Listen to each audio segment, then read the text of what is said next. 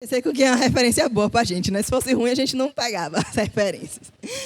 Mas vamos ler a palavra do Senhor lá em Jeremias 17, a partir do verso 5. Diz assim: Assim diz o Senhor: Maldito o homem que confia no homem, faz da carne mortal o seu braço e aparta o seu coração do Senhor. Porque será como um arbusto solitário no deserto, e não verá quando vier o bem. Antes, morará nos lugares secos do deserto, na terra salgada e inabitável. Bendito o homem que confia no Senhor e cuja esperança é o Senhor. Porque ele é como uma árvore plantada junto às águas, que estende as suas raízes para o ribeiro e não receia quando vem o calor, mas a sua folha fica verde. E no ano de sequidão não se perturba, nem deixa de dar fruto. Enganoso é o coração, mais do que todas as coisas, e desesperadamente corrupto. Quem o conhecerá? Eu, o Senhor, esquadrinho o coração. Eu aprovo os pensamentos, e isto para dar a cada um segundo o seu proceder, segundo o fruto das suas ações. Senhor, nosso Deus e nosso Pai, aqui estamos mais uma vez reunidos em Teu nome, meu Senhor, na manhã deste domingo, meu Deus. Viemos aqui, Pai, tão somente para ouvir aquilo que o Senhor tem para nos falar, Pai. Seja a palavra de correção, seja a palavra de ânimo, seja a palavra de vigor, seja um puxão de orelha, seja um pedaço, um pouco de alegria, um pouco de esperança. Não importa o que seja a palavra que venha a ser ministrada. Não importa, meu Senhor, a fatia do bolo que cada um vai pegar aqui nessa manhã. Tão somente importa, meu Senhor, que seja exatamente aquilo que o Senhor tem para as nossas vidas neste dia. Que seja, Deus, exatamente aquilo que precisamos ouvir, não aquilo que queremos, mas aquilo que precisamos, aquilo que o Senhor quer falar conosco, meu Pai. Deus, eu me coloco à disposição do Teu reino aqui nesta manhã, meu Pai. Coloca a minha boca, a minha mente, os meus lábios, o meu corpo, todo o meu ser, como instrumentos Teu, Pai, em Teu altar, meu Senhor, para fazer aquilo que Te apraz. Tira de mim o que não Te agrada, o que não Te louva. Tira daqui escrito, meu Pai, se há alguma palavra humana, meu Senhor. Tira da minha boca, meu Senhor, todo o achismo, meu Pai, que seja tão somente inspirado pelo Teu Espírito para falar com Teu povo na igreja, meu Pai. Mas primeiro fala comigo, primeiro ministra em mim, primeiro me transforma, me molda, me conserta, me endireita, meu Senhor Jesus Cristo, porque eu preciso de Ti, Pai. Eu declaro a minha dependência a Ti nesta manhã, meu Pai. E o Teu doce e amado Espírito Santo esteja com todos nós, conduzindo a palavra, conduzindo este ambiente, Deus, para louvor do Teu nome. Assim Te oramos e Te agradecemos, Deus, em nome de Jesus. Amém. Podem sentar, tomar os seus assentos, por favor. Gente, eu já falei aqui algumas vezes que eu gosto de ministrar sobre aquilo que eu tenho vivido, sobre aquilo que eu tenho passado, né? Porque eu acho que é mais real. E eu acho mais útil, digamos assim, porque a gente mata 2 coelhos com uma cajadada só, né? Ao mesmo tempo que eu preciso buscar para trazer para a igreja, porque é uma responsabilidade, ali eu estou buscando sobre algo que Deus quer falar comigo. Então já vai tudo ao mesmo tempo, ali já vai trabalhando na minha mente, né? E nos últimos tempos, Deus tem feito eu me perguntar muito sobre onde está a minha confiança. Se de fato aquilo que eu planejo, que almejo para o meu futuro, que eu penso para o meu futuro, está debaixo de uma positividade humana, daquilo, nossa, vai dar certo, que não sei o quê. Ou se estar em uma firme confiança em Deus. Eu não sei se eu já tenho essa resposta, né? Pensando e pesquisando, não está muito claro ainda para mim, mas é só o pontapé inicial para que a gente continue buscando e continue atrás das respostas que só pode vir do Senhor, né? Então, talvez aqui hoje eu faça mais perguntas do que te forneça as respostas, né? Seja justamente para que a gente possa analisar, para que a gente possa olhar para dentro e refletir aonde está a nossa confiança. Se está nos homens, se está em coisas naturais ou se está no nosso Senhor, né? Faz algumas semanas que eu já sei que eu vou ministrar hoje, né? E eu nem ia falar isso não, mas eu vou falar. A pastora Célia, já estou profetizando, a presbítera Célia me mandou uma mensagem, acho que foi no dia 30 de outubro. Outubro vai estar 31, pronto, foi no dia 30 de outubro me convidando para ministrar hoje. E aí eu falei, ai Deus, não quero não. Não estou afim. eu vi a mensagem da presbítera Célia, assim, na parte de cima do celular, sem visualizar. Né? Aí eu vi assim, eu puxei de volta, assim, não quero responder, não. Não quero falar, não quero ministrar, não estou no clima. Aí eu falei com o Juan, não sei se eu comentei com a Dayana, mas eu comentei com o Juan. Aí ele, mas você nunca tá afim. Aí eu, mas dessa vez eu não tô afim mesmo. Né? E aí chegou dia 31, eu não visualizei a mensagem da evangelista Célia. Chegou no dia 1º, eu estava comentando com o Juan. Aí veio uma palavra, eu não me lembro, era para estar anotado, mas como não ia falar, eu não comentei. Mas era uma mensagem, se eu não estou enganada, era de... Antes de Tito, vem o quê? Filemão? Foi Filemão? Acho que foi. Enfim, não sei. Mas era uma palavra assim, mais ou menos assim, tá, gente? Tradução de Janine na linguagem de hoje. Mais ou menos assim, não esconda o teu dom do Senhor e tal, de alguma coisa que foi revelado por meio dos presbíteros. Aí eu falei, pá, na minha cara. Aí eu falei, ok, desculpa aí, Senhor, foi mal. Desculpa aí a vergonha que o Senhor me fez passar. Aí quando foi no dia 1º de novembro, eu respondi a presbítera Célia. Ok, minha irmã. Ok. Mas desde aquele momento em que Deus me deu esse tapa na cara, Deus já tinha me falado que ia falar sobre confiança no Senhor. Né? Só que ao longo da semana, ao longo dos dias, eu venho pensado sobre isso, né? E por jesuicidência, essa semana eu estava em Brasília. E aí, na quinta-feira, da quinta para sexta, eu fui dormir na casa do pastor Roque, que eu carinhosamente chamo de tio Roque e tia Anne, né? E a gente teve um momento muito gostoso lá na quinta-feira. E na sexta-feira de manhã, antes dele sair para trabalhar, tio Roque sair para trabalhar, ele falou, sente aqui, filha, quero ministrar sobre a sua vida. E aí leu Jeremias 17. Né? Isso foi na sexta-feira de manhã. E como esses dias eu tenho lido Jeremias... Aí eu falei, olha, que jesuicidência. Jeremias 17 é a palavra que eu vou ler no domingo, porque eu tenho no meu aplicativo da Bíblia, eu estou seguindo um plano, né, de leitura anual. E o dia de hoje seria Tito 3, e foi, Tito 3, Jeremias 17, Jeremias 18 e Salmo 127. Aí eu falei, nossa, tio, Jeremias 17 é a palavra que eu vou ler no domingo. E aí ele ministrou essa minha vida a respeito de Jeremias 17. Né? Uma jesuicidência. E aí, ele ministrou a minha vida, e ontem, quando eu fui sentar de fato para escrever a ministração, eu falei, vou pesquisar algumas coisas aqui sobre confiar em Deus. E uma das pessoas que eu uso assim como referência para pesquisa, e quando eu quero ver outras ministrações para poder escrever o que eu vou falar, é o pastor Luciano Subirá. E aí eu coloquei a ministração do pastor Luciano Subirá, quando eu olho lá, é o quê? Jeremias 17. Aí eu falo, meu Deus do céu, Deus quer falar comigo mesmo sobre confiar nele, né? Jeremias 17 tem me acompanhado, né? Mas antes de falar em Jeremias 17, de fato, eu quero colocar um vídeo e que eu fiz. A obreira Dayana tem um trabalho enorme por conta de um vídeo de 1 minuto e 58 segundos. E glória a Deus por isso. É um vídeo antigo. Muitos de vocês provavelmente vão conhecer, mas é bom contextualizar. Deixa eu ligar esse negócio aqui. Pronto, ligou. Hã? Deixa eu ver. Meu áudio está no máximo, está no máximo. Vou colocar aqui, qualquer coisa a gente bota de novo. Ele está legendado, tá? Está em inglês, mas tem uma legendinha. É um pouco rápida, mas se vocês tiverem alguma dificuldade de acompanhar, depois a gente volta, é curtinho.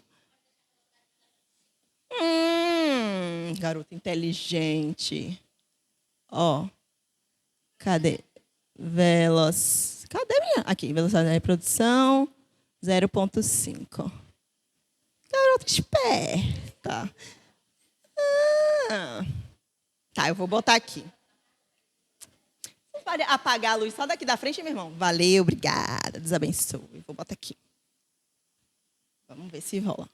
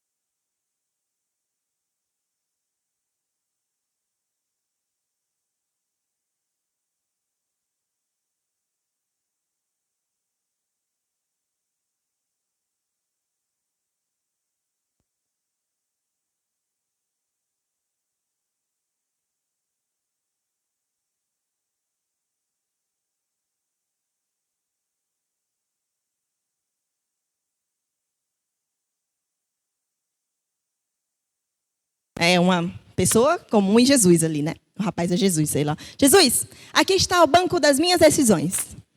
Eu quero te dar, né? Aí ele, nossa, mas esse não é o banco que você senta para tomar as decisões da sua vida? Ela sim, eu quero te dar porque eu sei que você vai escolher, vai tomar as melhores decisões por mim, né? Ele, nossa, que bom. Aí ele vai e pega lá e senta no banco, né? E aí chega uma amiga, chama ela para ir para o shopping, né? Aí ela fala, poxa, mas você não está precisando economizar? Seu marido não tem umas contas para pagar, né? Aí a amiga, mas tem nada não. Eu finjo que, sei lá, alguma coisa aconteceu. Enfim, não tem problema não importa isso não. Aí, embora. Aí Jesus fala, não. Aí ela, não? E já começa ali a não concordar tanto com a decisão que Jesus tomou, né? E aí ela meio que empurra Jesus para o ladinho para poder sentar no banco junto com Jesus, para tomar a decisão junto com ele, né? E aí a situação se desenrola, e a menina vai embora, e Jesus fala, pera, vamos lá. Você não disse para eu sentar? Por que você está tentando sentar junto comigo? Aqui é o lugar de tomar decisão. Só uma pessoa pode sentar. Ela, tá bom, desculpa, foi mal, Jesus. E aí Jesus senta, ela sai, e aí Jesus começa a querer falar, moldar o temperamento dela. Falar sobre ela. Olha, precisamos conversar, porque você tem tido um temperamento que não é tão legal e tal, que não sei o quê.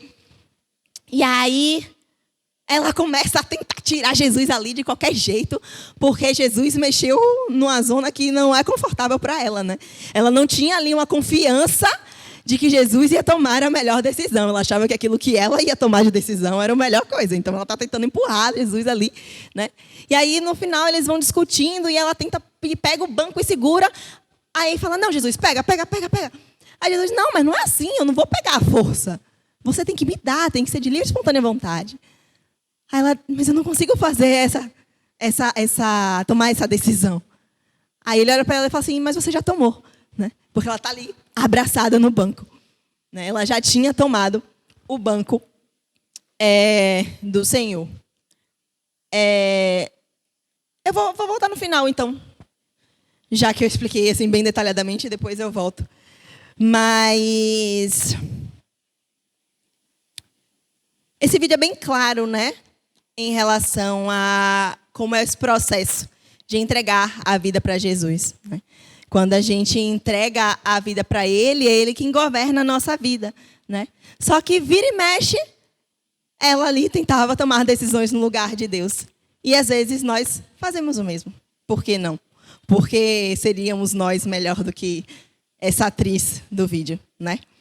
E Filipenses 4:8 diz assim: finalmente, irmãos, tudo que é verdadeiro, tudo que é respeitável, tudo que é justo, tudo que é puro, tudo que é amável, tudo que é de boa fama, se há alguma virtude e se há algum louvor, seja nisso que ocupe o vosso pensamento.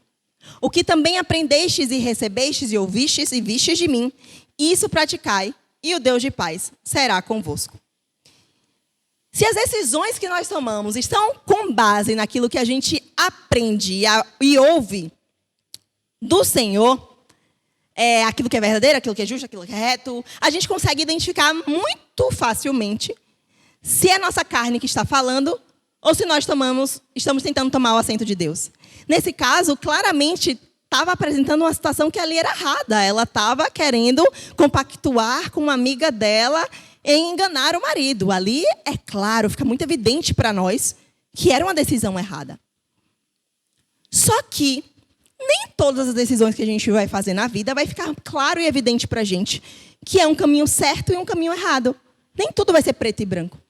Tem algumas decisões na nossa vida que a gente vai tomar que a decisão por si só, a decisão, não vai levar a um caminho mau. Por exemplo, eu me formei em engenharia. Mas se eu quisesse me formar em publicidade, isso seria um caminho mau? Não necessariamente. Ser engenheira ou ser publicitária, eu não estou pecando em nenhum dos dois. Então, como a gente saber que se tomar essas decisões menores? Porque por mais que ser engenheira ou ser publicitária não interfira, não seja pecado diante de Deus, como que o Senhor vai me ver lá na frente como engenheira e publicitária? Qual o propósito que o Senhor tem para a minha vida como engenheira ou como publicitária? É difícil, né, a gente saber isso. Porque não está na nossa frente, não está claro, é lá na frente, né? E se a gente ouve alguma coisa dentro da gente dizendo, Janine, vá ser engenheira, ou Janine, vai ser publicitária, como saber se aquilo são vozes da minha cabeça ou se é o Senhor falando comigo? Né? Não é tão fácil, não é tão trivial, né? Oi? É uma dúvida. E aí, digamos que eu passasse, graças a Deus não foi assim, eu passei no meu primeiro vestibular para engenharia, mas imagine que eu passasse 10 anos tentando fazer engenharia, como tem muita gente que passa 10 anos estudando para passar em medicina. O que é que diferencia aquela situação que fala assim, olha, eu vou fazer todo o meu possível para Deus agir no impossível, daquela situação que é assim, olha, eu estou insistindo em uma coisa que não vai dar certo, estou insistindo, se der, deu, se não der, não deu. O que é que diferencia essas duas coisas? Como sabermos isso? Eu não tenho resposta para te dar. Eu estou procurando essa resposta do Senhor, né? Mas João 16:33 fala, no mundo tereis aflições, mas tende bom ânimo, eu venci o mundo. Romanos 8:22 diz, sabemos que todas as coisas cooperam para o bem daqueles que amam a Deus, daqueles que são chamados segundo o seu propósito. A palavra nos deixa claro, né? Que existiriam situações em nossas vidas em que as coisas não ficariam tão calmas, né? Mas que mesmo assim deveríamos manter a confiança no Senhor, né? Que o Senhor tem o controle de todas as coisas, que tudo coopera para o bem daqueles que amam a Ele, que no final vai dar tudo certo. Afinal, nós amamos a Deus, não é verdade? Ou não? Quem ama a Deus, levanta a mão. Só que, como saber se esse final lá de bem e de paz, para a qual todas as coisas vão cooperar, é daqui para o final do ano, ou daqui a 6 meses, ou daqui a 5 anos? Porque eu posso estar esperando uma resposta de um homem, de uma pessoa, de alguém, que está para chegar em dezembro. E isso ser a resposta e todas as coisas que o Senhor quer para mim. Mas se não for isso, se não for tão visível e tão de cara comigo, e aí? O que fazer? Como proceder? Se todas as coisas que cooperam para o bem for daqui a 10 anos e a gente nem... For algo tão grandioso, mas tão maravilhoso, tão incrível, que a gente não consegue nem imaginar. Que massa! Mas como fica a gente? Como fica a nossa confiança? Como que a gente vai ter esse relacionamento com o Senhor enquanto não chega lá o momento em que todas as coisas cooperarão para o bem, que você vai olhar lá e dizer, nossa, aquelas coisas ali realmente cooperaram para o bem. Você só vai ter essa visão quando você chegar lá. No meio do caminho você vai ficar cego. Você, olhos humanos, não conseguirá enxergar, né? E como é ABD, eu fui buscar no dicionário quais são os significados de confiar. Precisa não, minha pastora, tá tranquilo aqui. Obrigada. Confiar. Entregar alguma coisa a alguém sem receio de perder ou sofrer dano. Por algo, alguém ou a si próprio, sob a guarda e os cuidados de uma pessoa, instituição, etc., em quem se tem a confiança. E o que é confiança? É a crença de que algo não falhará, de que é bem feito ou forte o suficiente para cumprir a sua função. É a crença na probidade moral, na sinceridade, lealdade, competência, discrição, etc., de outrem ou alguém. É crédito. É a fé que se deposita em alguém. É a esperança firme. Isso é confiança. E aí, quando chega no impossível, né, uma causa na justiça, uma doença que as pessoas estão desenganadas pelos médicos, ali você não tem opção. Ou você confia 100% em Deus, ou você se deixa bater e acabou, né? Mas ali você não tem opção, né? Você não fica, como é que diz? São situações que fogem ao nosso controle. Então, fica mais fácil entregar sem aquele receio de que vai sofrer dano, porque se não entregar, já vai sofrer dano mesmo, né? É muito mais simples nessas situações assim, claramente impossíveis, né? A gente colocar as coisas sob guarda do Senhor e confiar que nele não falhará, porque a gente não tem outra opção, senão se agarrar com todas as forças no nosso Deus, né? Porque é uma situação que mesmo que você quisesse, você não conseguiria pegar o banco de volta, porque é uma decisão que não está nas suas mãos, não é palpável, né? Mas aquilo que é trivial, naquilo que é comum, naquilo que está no dia a dia, como saber se nós confiamos em Deus e se estamos sendo ou não guiados por Ele, né? A primeira coisa que a gente precisa saber é que confiar em Deus não é uma sugestão. Confiar em Deus é uma ordenança. A palavra do Senhor fala lá em Marcos 11, 22, né? Jesus fala para eles, olha, tendes fé em Deus. Não é uma sugestão, é uma ordenança. Tendes fé em Deus.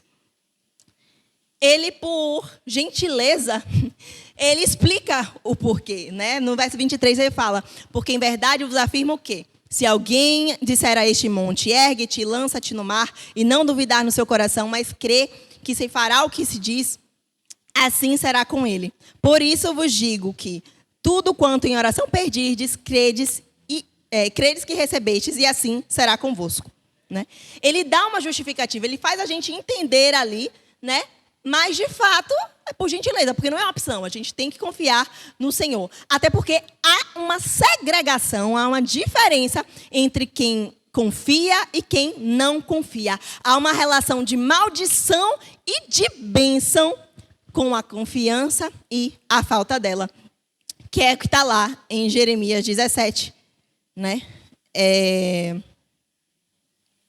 E no texto, ele traz duas pessoas, o maldito e o bendito.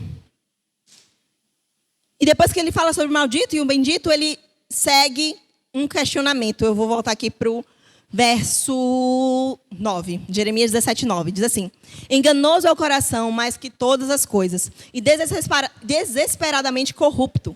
Quem o conhecerá? Eu, o Senhor, esquadrinho o coração e provo os pensamentos. E isto para dar a cada um segundo o seu proceder, segundo o fruto das suas ações, né?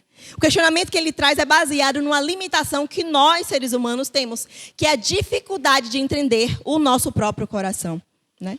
Saber se estamos agindo com base na confiança em Deus ou não, não virá baseado na nossa análise interna, no que eu acho, no que eu deixo de achar, mas aí vir num diagnóstico que o próprio Deus vai fazer a nosso respeito, porque é Ele quem sonda os nossos corações, é Ele quem esquadrinha os nossos pensamentos, é Ele quem sabe quem nós somos de verdade por dentro, independentemente daquilo que a gente deixa expor para as pessoas. Então é Ele quem faz esse diagnóstico e consegue apresentar para a gente. Então, é dele que nós devemos buscar essa resposta, né? A gente pode até achar erroneamente que a gente confia no Senhor e que o Senhor estava sentado ali no banco tomando as decisões, quando, na verdade, somos nós que estamos tentando dividir um espaço com o Senhor, porque o coração é enganoso. Às vezes a gente acha uma coisa e não é, né? O verso 10, ele dá a resposta, né? Que é o Senhor quem conhece, não somos nós. Então, a gente depende dele, né? Desse diagnóstico que o Senhor faz, para poder nos examinar e nos dizer o que de fato está passando dentro de nós. E aí, quando ele segrega, ele fala do maldito e do bendito, cada um deles tem a sua própria característica. O verso 5, parte B, diz assim, maldito o homem que confia no homem, faz da carne mortal o seu braço e aparta o seu coração do Senhor. Esse é o maldito, né? Há uma diferença em quem confia em Deus e quem não confia, mas interpretar esse texto é necessário. Ele fala que maldito o homem que confia no homem, mas não é só isso. Tem uma coisa depois, porque confiar no homem é importante, porque se não fosse assim, não haveriam casamentos. Se não fosse assim, não haveriam sociedades, não haveriam negócios, não haveria relação humana. né? A gente não ia conseguir pegar um táxi, um Uber. A gente precisa confiar no homem de uma certa forma, né? Deus não teria levantado líderes para nos ajudar na caminhada com o Senhor, na caminhada com Cristo. Então, confiar uns nos outros é importante. Viver em sociedade, em harmonia, é importante. Se a gente for lá em Êxodo 18, no verso 13, do verso 13 ao verso 24, conta a história de quando Moisés estava ali, né, cuidando do povo. E Jetro, seu sogro, ele olha aquela situação, né? O verso 13 diz assim: no dia seguinte, assentou-se Moisés para julgar o povo. E o povo estava em pé diante de Moisés, desde a manhã até o pôr do sol. Vendo, pois, o sogro de Moisés tudo o que ele fazia ao povo, disse: que é isso que fazes ao povo? Por que te assentas só, e todo o povo está em pé diante de ti, desde a manhã até o pôr do sol? Respondeu Moisés a seu sogro: é porque o povo vem a mim para consultar a Deus. Quando tem alguma questão, vem a mim para que eu julgue entre um e outro e lhes declare os estatutos de Deus e as suas leis. O sogro de Moisés, porém, lhe disse: não é bom o que fazes. Sem dúvidas, desfalecerá tanto tu como este povo que está contigo, pois isso é pesado demais para ti. Tu não podes fazer isso só. Ouve, pois, as minhas palavras, e eu te aconselharei. E Deus seja contigo. Representa o povo perante Deus, leva as suas causas a Deus. Ensina-lhes os estatutos e as leis e faz-lhes saber o caminho em que deve andar e a obra que deve fazer. E aí vem o conselho de Jetro. 21. Procura dentre os homens capazes, tementes a Deus, homens de verdade, que aborreçam a avareza, põe-no sobre eles. Porque aborreçam a avareza. Põe sobre eles chefes de 1000, chefes de 100, chefes de 50, chefes de 10, para que julguem ele mesmo em todo o tempo. Toda causa grave trarão a ti, mas toda causa pequena eles mesmos julgarão. Será assim mais fácil para ti, e eles levarão a carga contigo. Se isto fizeres, e assim Deus te mandar, poderás então suportar. E assim também todo este povo tornará em paz ao seu lugar. Moisés atendeu as palavras do seu sogro e fez tudo quanto lhe dissera. Havia aqui uma relação de confiança, né? Quando fala lá, o maldito, né? Tem o maldito e tem o bendito. Quando fala o maldito e fala o maldito confia no homem, não é, poxa, eu não vou confiar em ninguém. Não vou falar para ninguém. Não é isso. Não é você viver consigo mesmo. Tem um depois. Tem uma vírgula e uma continuação para essa frase, né? Quando em Gênesis 41, José interpreta o sonho de Faraó e fala: olha, Faraó, haverão 7 anos de fartura. Pega uma parte dos mantimentos desses 7 anos de fartura e guarda para os 7 anos de escassez, porque assim vocês terão mantimento, assim vocês não morrerão de fome. Aí Faraó chega e fala assim: pô, boa essa palavra, vou confiar em você. Vou colocar você como governador desta terra, porque você tem sabedoria para conduzir. Como é que eu vou dizer que para Faraó que Faraó estava errado? Não vou dizer para Faraó, né? Mas como é que alguém ia dizer para Faraó que ele estava errado e que ele não deveria confiar em José? Existe sim uma relação de confiança. A gente precisa sim confiar nas pessoas. Mas existem pessoas e pessoas, né? Confiar nos homens não é por si só o que Deus condena. O que Deus condena é aquilo que vem depois. É aquele que confia no homem a ponto de fazer da carne mortal o seu braço e aparta o seu coração do Senhor. Confia tanto no homem que não confia em Deus. Que seu coração está naquilo que é visível, naquilo que é palpável, e não naquilo que é santo, que é espiritual, que é sobrenatural. Um exemplo bem claro disso é a história do rei Asa. Ele começou totalmente confiante em Deus. Ele fez reformas religiosas maravilhosas em Judá. Está lá em 2 Crônicas 15.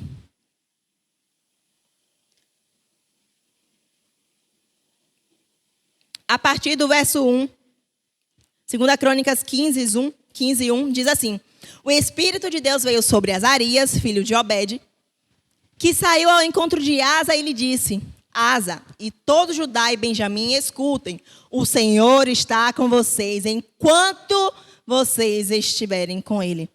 Se o buscarem, ele se deixará achar, mas se o deixarem, ele também os deixará. Lá no verso 8 diz assim: ao ouvir essas palavras e a profecia do profeta, filho de Obed, Asa se animou e tirou as abominações de toda a terra, de Judá e de Benjamim, bem como das cidades que haviam conquistado na região montanhosa de Efraim. Ele renovou o altar do Senhor que estava diante do pórtico do Senhor. Verso 12. Entraram em aliança para buscar o Senhor, Deus de seus pais, de todo o coração e de toda a sua alma, e de condenar à morte todos aqueles que não buscassem ao Senhor, Deus de Israel, tanto os pequenos quanto os grandes, tanto os homens quanto as mulheres.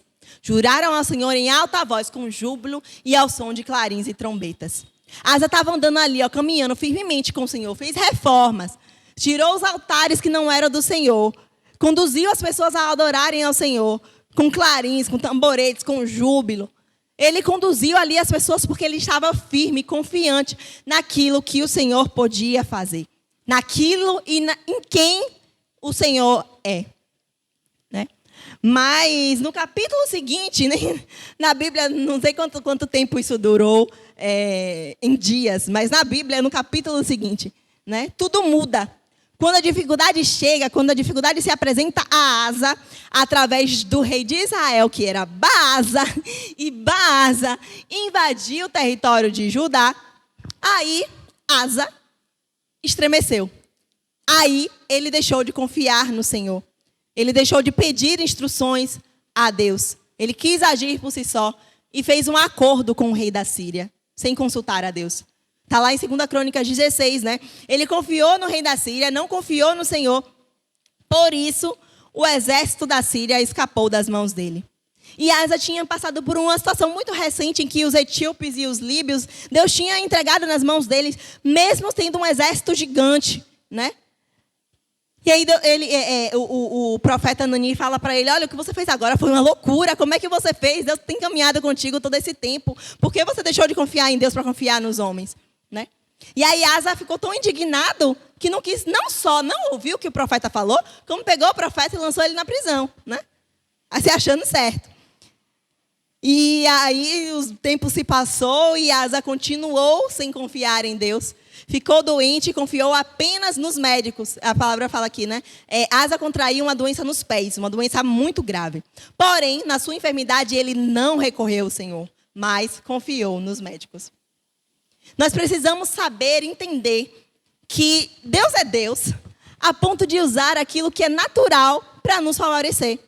Seja um governador para tomar decisões sobre um território, seja um médico que vai passar um tratamento para curar a gente, seja um psicólogo que vai conversar com a gente e vai identificar ali traumas e situações que precisam ser resolvidas na nossa vida, seja um gerente, um chefe que vai dar boas notícias para a gente. Independente do canal de bênção, nós precisamos entender que não é porque nós tivemos dinheiro para contratar o melhor médico, não é porque nós estudamos para trabalhar naquela empresa em que o gerente é muito bom, é uma pessoa muito bondosa, não é porque o psicólogo é inteligente bastante para entender as complexidades da minha mente, não é isso. É porque o Senhor e a mão do Senhor estão sobre nós.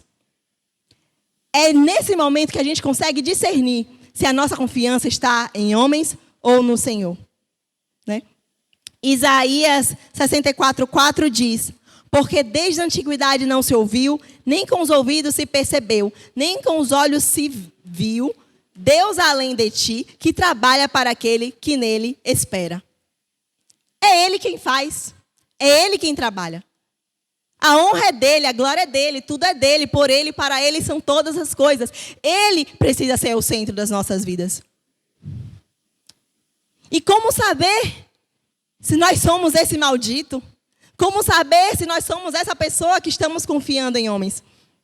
A própria palavra em Jeremias 17 nos dá alguns sinais. O primeiro sinal começa lá no versículo 16, aí em Jeremias 17 mesmo, diz assim: por que será como um arbusto solitário no deserto? O maldito, ele será como um arbusto solitário no deserto. O que significa isso? Ser um arbusto solitário no deserto. Por que o arbusto se sente solitário no deserto? Os que não confiam no Senhor, aqueles que não confiam no Senhor, se sentem sozinhos, se sentem abandonados. Até acreditam que Deus pode fazer mas não com ele. Porque na vida dele, ele acha que Deus abandonou, que Deus o largou sozinho, que Deus o desamparou, que Deus faz na vida de todo mundo menos a dele. Esse complexo de solidão e de abandono. Esse é o maldito. Aquele que sente que Deus não é com ele. Sendo que a própria palavra fala lá em Salmos 27:10. Deus fala pra gente: se meu pai e minha mãe me desampararem, o Senhor me acolherá. Então, como se sentir sozinho no momento em que o próprio Deus fala que se seu pai e sua mãe, que são teoricamente as pessoas mais próximas de você, teoricamente as pessoas que mais iriam te amar, mesmo se eles te desampararem, o Senhor não te desamparará, então como sentir sozinho? Em Hebreus 13, versículo 5, parte B, diz assim: porque ele tem dito, de maneira alguma te deixarei, nunca, jamais te desamparei. Não é só nunca, é nunca, jamais. Porque ele é assim. Ele não desampara os seus filhos. Por isso que a palavra fala, olha, maldito é aquele que se acha sozinho. Maldito é aquele que se acha como um arbusto solitário no deserto. A segunda característica do maldito, que é aquele que não confia no Senhor, é ainda verso 6, mas a segunda parte, que diz assim: e não verá quando vier o bem. E não verá quando vier o bem. Os que não confiam no Senhor não conseguem enxergar o agir de Deus. Não conseguem ver os pequenos milagres do dia a dia, e quando alguma coisa boa acontece, ele não consegue discernir que vem de Deus. Prefere acreditar que é fruto do seu próprio esforço, que é fruto do seu próprio trabalho, que é fruto das suas próprias mãos, que é por coincidência, que é porque o chefe é bonzinho, que é porque fulano é legal, que é porque... Por quê? Mas não conseguem perceber que é a mão do Senhor. Êxodo 16 conta a história lá no deserto, quando Deus faz cair maná do céu, né? O versículo 4 do Êxodo 16 diz assim: então disse o Senhor a Moisés: eis que vos farei chover pão do céu, e o povo sairá e colherá diariamente a porção de cada dia. A porção de cada dia. Para que eu ponha à prova se anda na minha lei ou não. Deus foi claro, Moisés foi claro com a mensagem que Deus tinha para dar. Que era para colherem o pão de cada dia. E que era para confiar no Senhor. Só que o povo não conseguiu ver o milagre. Mesmo assim. Né? A palavra fala logo depois que à tarde Deus iria fazer com que eles se fartassem de carne e pela manhã eles se fartariam de pão. E aí chega de tarde e vem um monte de codornizes atrás do povo lá no meio do arraial e para lá. Estou aqui esperando para morrer, para ser comida por vocês. E aí todo mundo se farta de carne. E aí quando chega de manhã, tem um negócio de orvalho lá, o orvalho derrete por baixo, tem um negocinho de uma escama fina. E o pessoal pergunta para Moisés: mas o que é isso? Aí Moisés fala: ué, é o pão que Deus mandou. Aí ele: massa, vou pegar, vou fazer meu pão. Só que não vou confiar em Deus e que Ele mandará amanhã. Mesmo que Deus mandou ontem codornizes, mesmo que Ele tenha dito ontem que hoje iria chover pão e choveu pão, eu não vou confiar em Deus. Eu vou guardar o meu aqui, vou garantir o meu aqui, porque é melhor confiar no meu braço, é melhor o meu passarinho na mão do que na mão do Senhor. E aí no versículo 20, fala que aqueles que colheram maná para os outros dias, o maná cheirou mal, deu bicho, simplesmente porque não confiaram no Senhor. E mesmo assim, no dia seguinte, estava lá no chão, de novo, o maná, para todo mundo pegar, para todo mundo comer. E com fartura.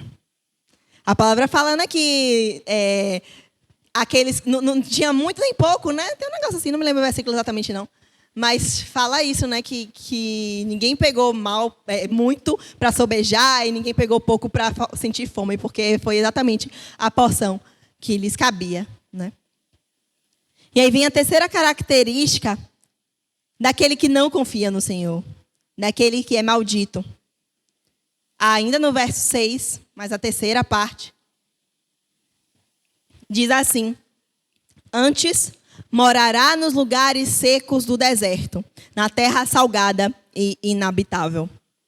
Maldito é aquele que não confia no Senhor. E o maldito mora em lugares secos do deserto, na terra salgada e inabitável. Quando se fala de terra, quando se fala de deserto, se fala muito de relacionamento, né? E não dá para confiar em quem nós nos relacionamos. Porque quando se fala de solo, se fala de raízes, e raízes é relacionamento. Aquele que é maldito não tem raízes no Senhor, ela tem raízes em terra salgada, em lugar inabitável, ela não tem suprimento, ela não tem de onde tirar o seu sustento. Não tem palavra, não tem base, não tem alimento, não tem nutriente. Esse é o maldito. E o bendito, quem é? Está a partir do verso 7. Bendito o homem que confia no Senhor e cuja esperança é o Senhor. Perceba que a confiança do bendito não está em Deus. Não é o que Deus pode fazer, mas é o próprio Deus. Bendito o homem que confia no Senhor e cuja esperança é o Senhor. Porque Deus não é mutável, Deus não. Ele é. Ele é. E no verso 8, diz assim: porque ele é como uma árvore plantada junto às águas, que estende as suas raízes para o ribeiro. Ao contrário do maldito, ao contrário daquele que não confia no Senhor, aqueles que confiam em Deus, eles têm as suas raízes ali em contato com a água, que traz suprimento mesmo em meio à destruição. Que tem ali nutrientes, porque tem uma conexão direta com Deus, porque está firmado nele e que busca o renovo, o sustento através dele. Lá em Abacuque, capítulo 14, verso 7, Abacuque 14, 7 até o 9, diz assim,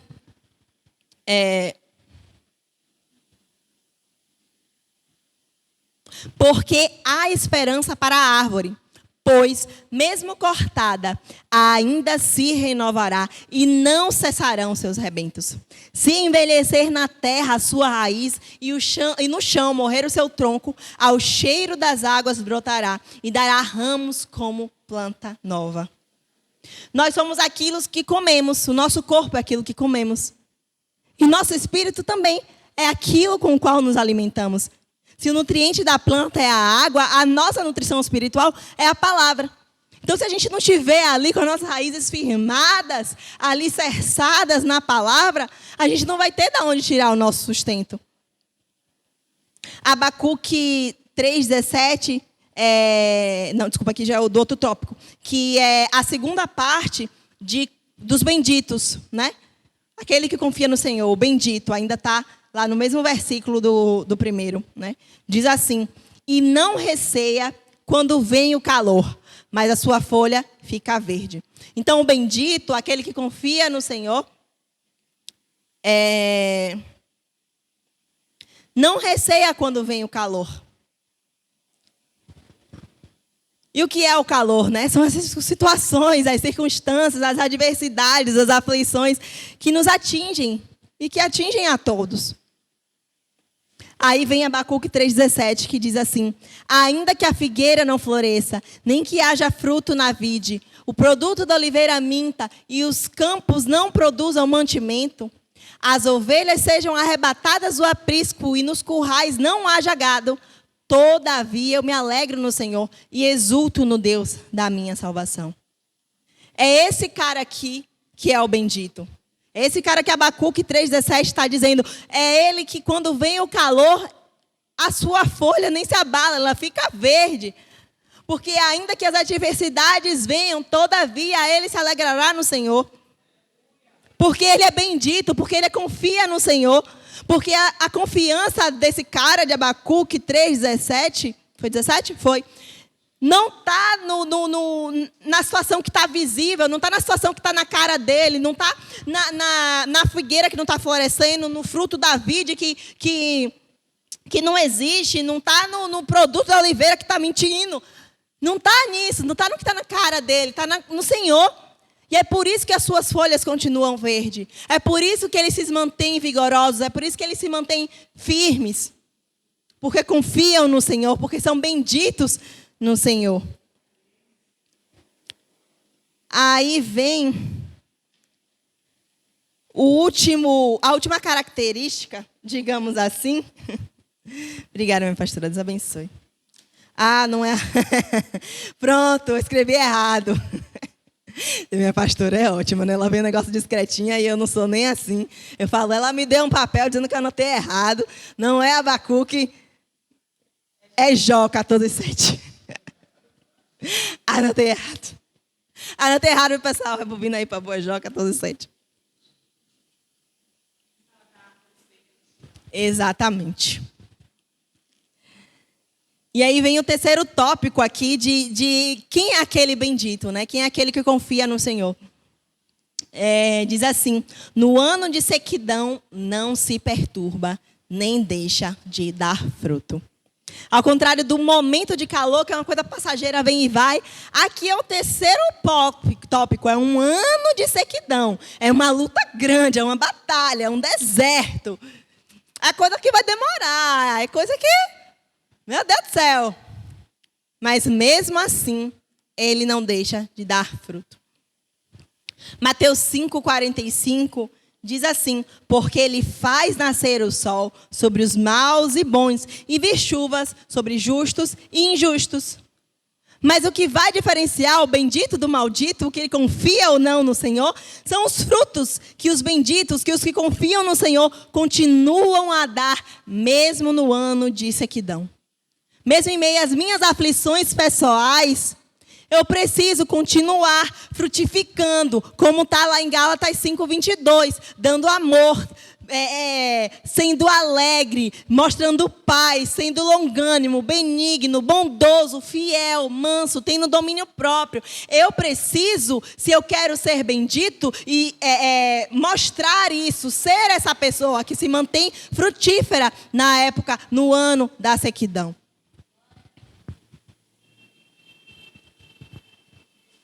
Quando, já para finalizar, quando Jesus veio à Terra, ele saberia exatamente o que iria acontecer. Por mais que não fosse visível aos olhos das pessoas, né? Ele falou várias vezes que iria morrer e tal. E o pessoal, o que esse cara está falando? O pessoal não entendia, né? A gente lê hoje e fala, não, seu paspalho, se ele falou 30 mil vezes, você não está entendendo? Mas naquela época, ele falava, as pessoas não entendiam, mas ele sabia o que iria acontecer. Para ele era tudo transparente, era tudo revelado. Né? Ao contrário de como é para nós, né? E eu fico me pensando assim, o que é pior? É não saber o futuro e não poder controlá-lo? Ou saber o futuro e saber que é um negócio que não é legal, que você vai morrer numa cruz por causa de um rebanho de gente que não vale nada, que vai ser cuspido, que vai ser massacrado, que vai ser açoitado. E que vai ter um monte de gente que vai dizer, bem pouco. O que será pior, gente? Né? Então, e aí quando ele veio à Terra, ele sabia exatamente o que iria acontecer. Ele sabia que iria morrer em função dos nossos pecados. Só que isso não impediu ele de sofrer, não impediu ele de se angustiar. Mas o que sustentou ali foi confiar na vontade do Pai. O que o sustentou ali foi orar em meio à angústia. Foi apresentar ao Deus Pai aquilo que ele estava sentindo. Foi dizer, ser sincero, ter uma ligação direta e falar, Senhor, é isso que eu estou sentindo. É isso que eu queria que fosse feito. Contudo, seja feita a tua vontade. É esse momento de oração. Essa conexão com o Senhor que vai nos dar a solidez, né? De quando a gente tiver um futuro que não é palpável, é a oração que vai nos dar o chão para que a gente possa pisar. É a oração que vai ser o nosso porto seguro. É a oração que vai nos fazer confiar em Deus, que vai aquietar a nossa alma e que vai nos fazer ouvir a vontade e a voz de Deus. É a oração que vai nos dar tranquilidade para pegar o banco e falar: Jesus, toma. Porque é orando que a gente apresenta a Deus as nossas fraquezas. É orando que a gente coloca as nossas necessidades ou aquilo que a gente acha que é a nossa necessidade à frente e à disposição de Deus. É o momento que a gente convida a Deus a nos responder através da sua palavra. Porque não basta ler a Bíblia. Relacionamento, ele tem que ser de via dupla. E se Deus fala conosco através da leitura da palavra, nós falamos com Ele através da oração. E se eu ficar parada olhando para a cara de Dayana, esperando que ela me conte como foi o dia de ontem, ela não vai me dizer. Por mais que ela queira, ela fica: ai, será que Janine quer ouvir? Meu dia foi tão chato, estava com cólica, estava com dor de cabeça, estava com isso, estava aquilo. Não vou azucrinar a Janine com isso, não. Deixa ela vir me perguntar como é que eu estou, se eu estou melhor. É assim também. A oração é o momento da gente se achegar a Deus e falar: olha, Deus, eu estou passando por isso. Eu estou sentindo isso. Eu queria tanto isso, meu Pai. Porque o Senhor sabe que se isso acontecer, isso aqui não vai acontecer, e que tal, que não sei o quê. E é assim que eu estou me sentindo, Senhor. Contudo, seja feita a tua vontade. E esse contudo, seja feita a tua vontade, que vai nos dar a tranquilidade de entregar o banco na mão de Jesus. E ainda que hoje, através dessa palavra, a gente não tenha se identificado 100% com o bendito, a gente tenha percebido que nós temos sido malditos, que nós não temos confiado 100% no Senhor. Por mais que a gente perceba que hoje a nossa folha não está tão verde quanto deveria e que nossos frutos não estão tão evidentes, Deus é imutável. Ele continua sendo bom, Ele continua sendo Deus. E aquilo que Ele falou para Paulo em 2 Coríntios 12, 9, continua valendo. Ele falou assim, a minha graça te basta, porque o poder se aperfeiçoa na fraqueza. De boa vontade, pois, aí Paulo falando, né? Mas me gloriarei nas fraquezas, para que sobre mim repouse o poder de Cristo. Pelo que sinto prazer nas fraquezas, nas injúrias, nas necessidades, nas perseguições, nas angústias, por amor de Cristo. Porque quando estou fraco, então é que sou forte. Que essa seja a nossa palavra, que essa seja a esperança do Senhor para as nossas vidas nessa manhã. Eu vou colocar um vídeo mais uma vez. Enquanto você olha, agora que você já sabe a história, enquanto eu olho, que eu possa identificar aqui, na minha vida, que você identifique na sua vida, qual que é a decisão que Deus está querendo tomar por você? Qual é a decisão que Deus quer tomar por mim, que a gente não está deixando? Que a gente está tomando o banco da mão dele? Que a gente não está confiando de que a decisão dele é a melhor para as nossas vidas? E é isso, até aqui me ajudou o Senhor.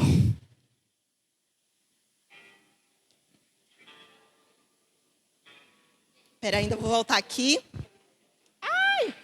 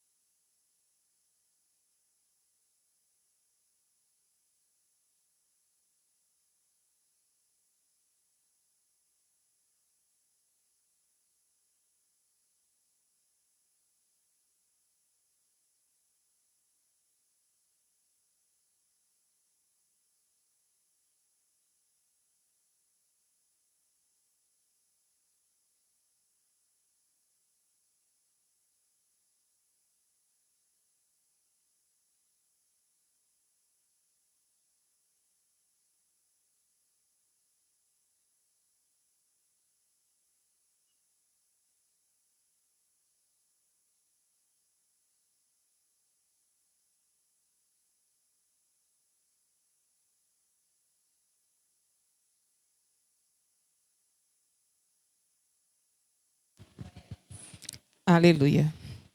Fazer a igreja pensar, né? Silêncio sepulcral.